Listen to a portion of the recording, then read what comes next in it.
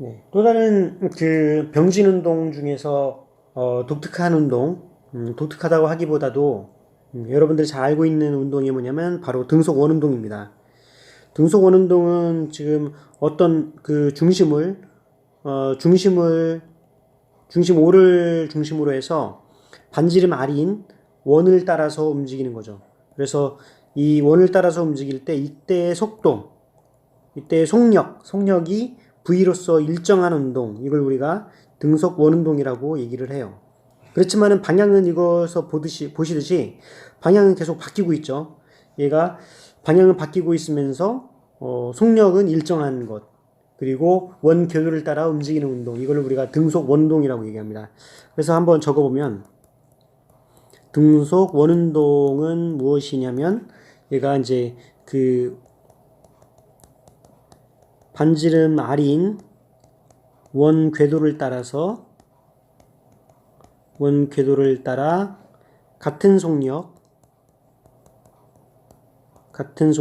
V로 움직이는 원운동이죠. 원운동을 우리가 등속 원운동이라고 얘기를 한다는 거예요. 그러면은 등속 원운동을 할 때 등속 원운동에서의 그 가속도는 어떻게 되냐면 얘가 가속도는 R분의 V 제곱이 되고 이때의 이 가속도의 방향은 얘가 바로 구심가속도는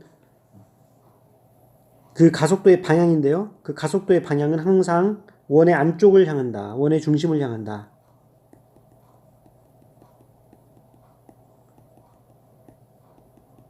이것이 이제 이번 배우는 내용의 핵심입니다. 왜 그러냐? 물론 이제 그 왜 그런지 자세하게 브리프하게 아주 이제 여러분들 이해하기 쉽게 하나 설명해주고 좀 더 자세한 설명을 한번 해드릴게요. 지금 얘가 이제 어떤 움직이는데 어느 지점에서의 얘가 요 지점에서의 움직임을 한번 봅시다. 요거를 이제 A 지점에서 여기를 A 지점이라고 하고 여기는 이제 B 지점이라고 하면요. 이때의 속도를 VA, 이쪽의 속도를 VB라고 할게요. 이제 그렇게 되면은 이때 그 위치 변화는 여기서 얘가 바로 여기가 이제 델타 S가 되는 거죠. 여기가 여기 델타 S의 위치 변화가 생기죠. 그러면은 사실은 요 VA는 이쪽으로 이제 평행 이동을 하면요. 여기 밑에서 이제 그려보면 여기 VB가 여기 이렇게 있고요. 여기 VA를 이쪽으로 이제 평행 이동시키면 얘가 이런 모양이 되거든요. 얘가. 그래서 VA가 이런 모양이 되는데 이때 요 VA와 VB의 차이가 바로 VB가 되는데 얘가 이런 모양이 돼 가지고요. 이때 차이가 바로 델타 V가 됩니다. 이때 델타 V가 이쪽인데 그래서 델타 V는 항상 그 어느 쪽으로 향하게 되냐면 얘가 원의 중심 방향으로 향하게 돼요. 얘가 이런 식으로 돼서 델타 V가 이렇게 나오기 때문에 델타 V의 방향하고 원의 중심 방향하고 평행하게 되거든요. 그래서 델타 V는 항상 원의 중심 방향으로 향합니다. 그리고 또 뭐가 있냐면 지금 이때 그 속도 V분의 델타 V분의 델타 V는 요거는 우리가 뭐를 쓸 수 있냐면은 V라고 하는 거는 속도잖아요. 속도니까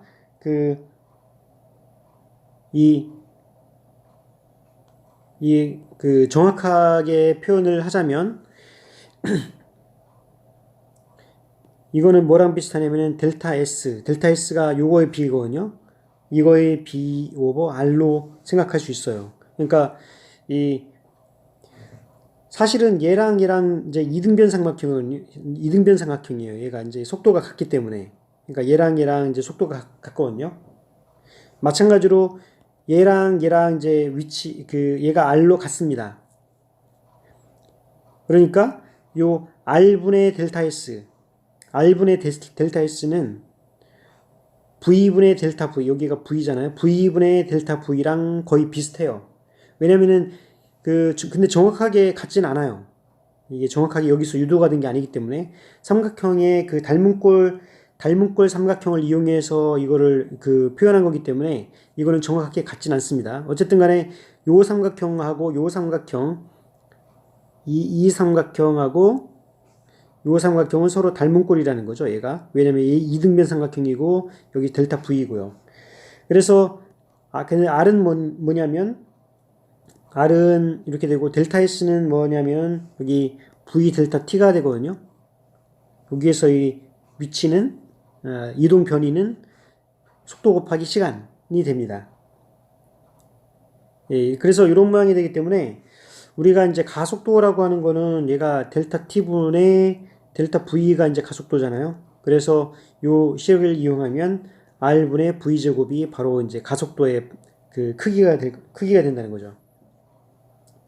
지금 이러한 방법은 이제 1학년 때 배우는 방식이고요.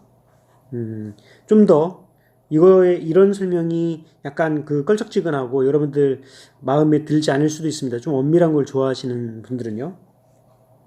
이제 그래서 물론 이제 역학에서 나오는 얘기긴 한데 약간 좀 어려운 얘기를 좀 해보겠습니다. 물론 이거는 지금 1학년 수준을 벗어나는 거기 때문에 참고로 제가 얘기하고 있는 거예요. 그래서 여러분들 이거를 굳이 다 이해하지 않으셔도 됩니다. 그렇지만은 관심을 갖고 있는 사람은 이거를 한번 위의 설명이 정확한 설명이 아니기 때문에 이걸 다시 한번 얘기하려고 그래요. 일단은 우리가 XY라고 하는 평면좌표가 있죠. 그리고 어떤 점 P가 있는데 어떤 점 P에서 어떤 물체가 이렇게 위치해 있어요. 이거를 우리가 R 벡터로 표현할 수가 있고 이때 R 벡터는 어떻게 표현할 수 있냐면은 여기가 폴라 코디네이트로 쓰면 얘가 R 세타로 표현할 수가 있어요. R 세타라고 하는 거는 뭐냐면 얘가 R이라고 하는 거는 라디얼 방향이어서 R은 이제 라디얼 방향, 얘가 얼마만큼 떨어져 있는가 하는 거예요. 얘가 지금 얼마만큼 나로부터 여기가 중심인데 중심으로부터 얼마만큼 멀어져 있는가를 표현하는 거고요. 세타라고 하는 거는 X축으로부터 얼마만큼 돌아가 있는가 하는 거죠. 이제 그 두 개만 표현을 하면 어떤 한 지점을 얘는 이쪽으로 돌아가고 있는 거고 그리고 실제로 등속 원운동을 하고 있기 때문에 얘는 이제 원운동을 이렇게 하게 된다는 거죠. 이제 그래서 지금 상황은 얘가 등속 원운동을 하는 상황이에요. 그래서 세타를 뭐라고 얘기하냐면 transverse라고 얘기를 합니다.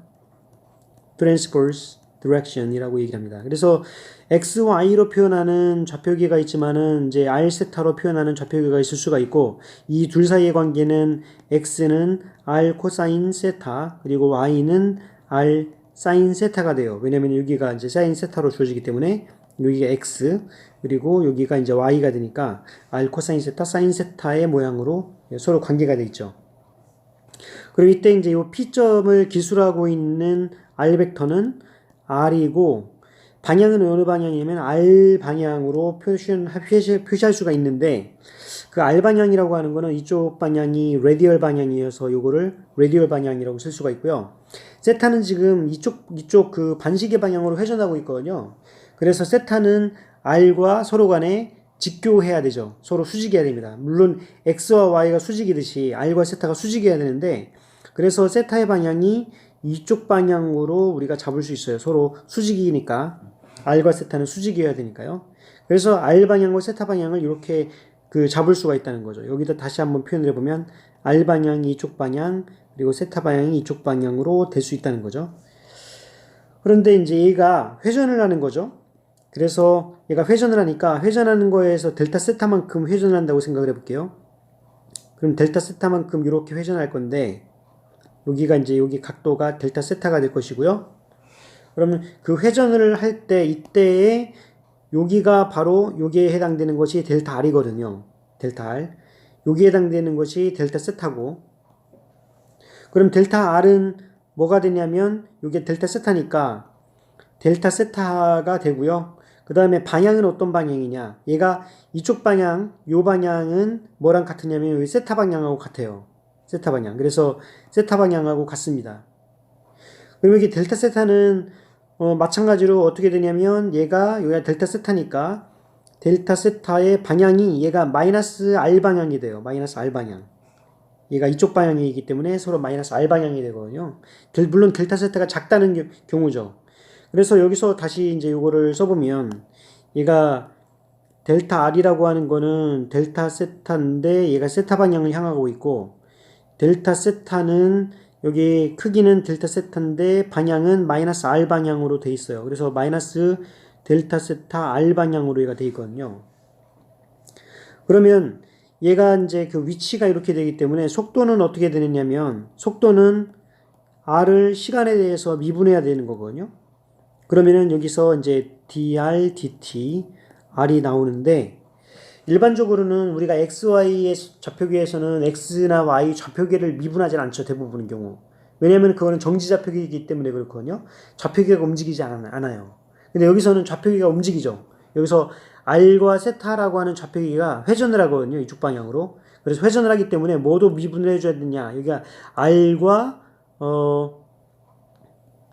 요 좌표계의 베이시스도 같이 미분을 해줘야 된다는 거예요. 그러면은 우리가 여기서 이제 우리 그 dy dx는 y 프라임이라고 우리가 쓰듯이 dr dt 시간에 대한 미분은 도트로 여기다 씁니다. 도트 r 도트라고 표현을 해요. 그럼 얘가 이제 r 도트 r이 되고요.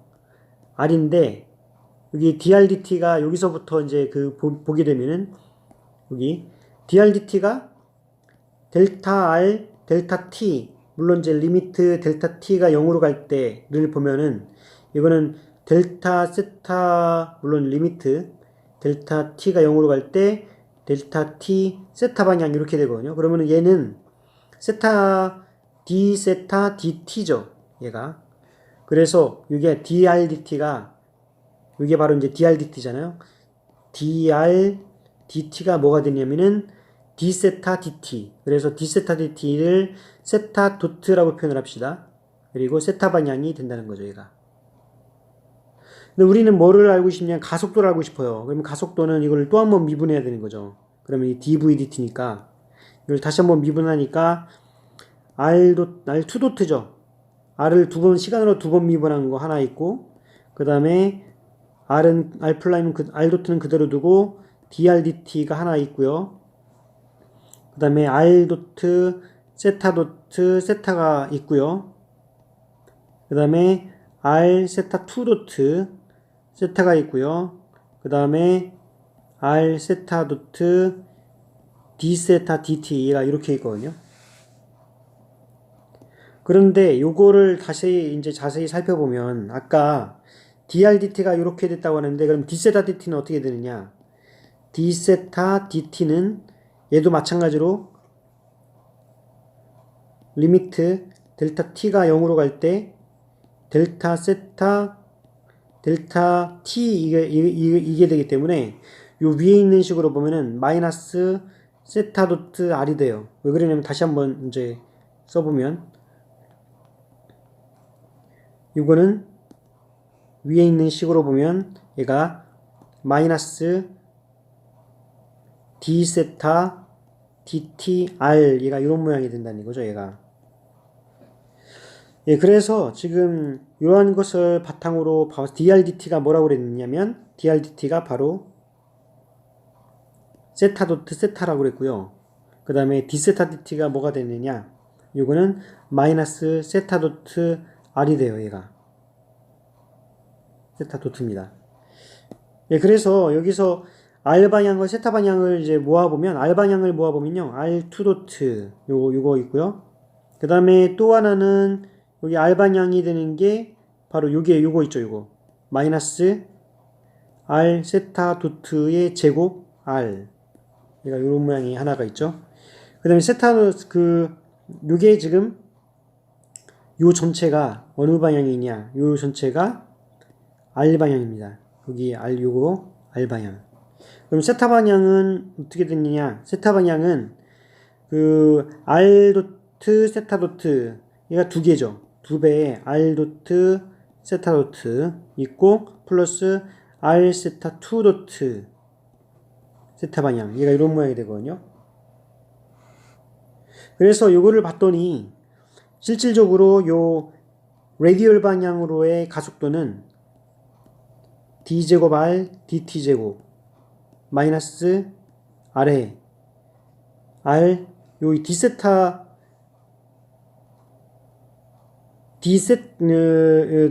d세타 dt를 우리가 각속도 오메가라고 얘기를 합니다. 그래서 r 오메가 제곱 얘가 r 오메가 제곱이 되고요. 그 다음에 여기서 오메가는 이제 세타 도트 d 세타 dt가 이제 오메가가 돼요. 그리고 이 트랜스버스 방향으로는 지금 얘가 2r 도트 세타 도트 플러스 r 세타 2 도트라는 모양이 나온다 하는 거죠. 여기서 이제 우리가 주목해야 될 게 바로 이게 요겁니다. 요거. 우리가 가속도라고 하는 거는 위치를 시간으로 2번 미분하는 거는 알고 있어요. 여기에서의 가속도는 얘가 지금 r 방향으로, 그러니까 나로부터 멀어지는 방향으로 빨리 가거나 아니면은 다가오거나 하는 그 가속도를 얘기하고 있는 거고요. 요거는 지금 마이너스 방향이기 때문에 항상 원의 중심 방향으로 향하고 있다는 거예요. 바로 이게 뭐에 해당되느냐면은 얘가 구심 가속도에 해당된다는 거죠. 구심 가속도. 그래서 구심 가속도는 항상 자기 안쪽으로 향하고 있어요. 예, 그래서 이 구심 가속도는 마이너스 r의 오메가 제곱인데, 오메가라고 하는 것이 얘가 얼마만큼 v는 r 오메가거든요. 그래서 오메가는 r분의 v입니다. 물론 이거는 나중에 회전운동에서 다시 한번 나오게 될 건데, 그래서 구심가속도가 마이너스 r에 오메가는 r분의 v 제곱이 돼가지고요. 이거는 r분의 v의 전체의 제곱이 되죠. 그래서 마이너스 r분의 v 제곱이 돼요. 얘가. 그래서 구심가속도는 아까 여기에서 이제 우리가 단순한 기하학적인 방법으로서 우리가 r분의 v제곱이라고 알았지만, 정확하게는 얘가 우리가 뭐를 통해서 우리가 알 수 있냐면 좌표계의 회전이죠. 기본적인 원리는, 구심가속도가 생기는 원리는 좌표계의 회전 때문에 생기는 거예요. 여기서 좌표계라고 하는 거는 지금 나는 여기 중심에 있고요. 나는 여기서 지금 끈을 맨 돌멩이를 지금 돌리고 있고, 이 돌멩이 입장으로 보면은 그 끈에 묶여가지고 돌아가고 있잖아요. 그래서 이 돌멩이 입장으로 보면은 자기는 가만히 있는데 얘가 움직이는 거지. 돌리고 있는 사람이 움직이겠죠. 그렇지만은 나를 중심으로 봤을 때는 내가 돌멩이를 회전시키고 있는 그 돌멩이를 우리가 r세타라고 하는 이 폴라 코디네이트로 그 정의를 하면, 나는 정지좌표계는 XY 정지좌표계 상에 있고 돌멩이는 회전좌표계 상에 있어요. 그렇게 되면 그 일종의 이런 것이 좌표변환이거든요. 좌표변환을 통해서 나타나는 걸 봤더니 우리가 알지 못하는 새로운 가속도라는 것이 생겼습니다. 그래서 이러한 구심가속도는 어떻게 보면은 우리가 실제적인 힘이 아니에요. 일종의 이거는 관성력이거든요. 이 관성력이라고 하는 거는 나중에 이제 다음 시간에 관성의 법칙에 대해서 이제 배울 건데, 이 관성력이라고 하는 진짜 힘이 아니고 가상의 힘이거든요. 이거는 좌표계가 회전함으로써 나타나는 가상의 힘입니다. 그 힘이 바로 이렇게 구심가속도로 나타내고 그게 마이너스 r분의 v제곱으로 나타낸다 하는 게 그 핵심이죠. 물론 여기서 이제 세타 방향으로는 지금 이 트랜스버스 방향으로는 새로운 이런 종류의 힘이 나오게 되는데, 이거는 여러분들이 크게 느끼지는 못해요. 왜냐면은 우리가 회전할 때 회전하는 물체에서 우리가 느끼는 거는 요 레디얼 방향으로의 힘을 느끼고 이쪽 방향으로의 힘은 잘 못 느끼거든요. 예, 그래서 지금 이러한 구심가속도는 여러분들이 충분히 느낄 수가 있습니다. 구심가속도는 여러분들이 일상생활 생활하다 보면은 많이 느낄 수 있죠. 왜냐면 여기에서 R이 짧아지면, 그러니까 실끈이 짧으면 굉장히 빨리 돌잖아요. 그죠? 예, 빨리 돌아요. 같은 구심가속도 안에서는 R이 짧으면 얘가 같은 속도로 돈다고 하면, 같은 선속도로 돈다고 하면 R이 짧아지면 알이 짧아지면 같은 부위에 대해서 이게 작아지니까 구심과 속도가 커지죠. 예. 이제 그런 거를 우리가 알 수 있습니다. 그래서 이제 책에 나온 이그젬플 한번 살펴볼게요. 이그젬플 보면은 어떤 이제 자전거 선수가 원형 트랙을 돌고 있어요. 자전거 선수가 이렇게 원형 트랙을 돌고 있는데, 이때 원형 트랙을 돌 때의 그 속력이, 이때 속력 V가 얘가 60m/s의 속력으로 돌고 있고요.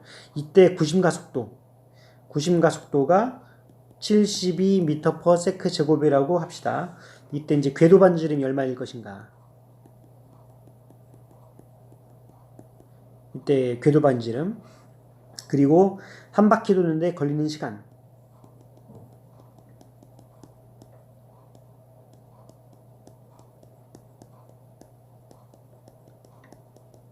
여기 T, 이건 R이라고 합시다. 이게 얼마인가 하는 거죠.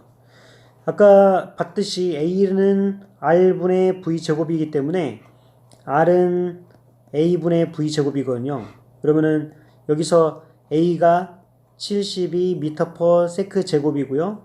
V가 60m/s 전체 제곱이기 때문에 이거는 이제 그 72분의 663600 이렇게 되겠죠. 그리고 미터/세크 제곱, 세크 제곱 없어지면서 여기서는 미터만 남습니다. 단위는. 여러분들 계산하면 나오겠죠.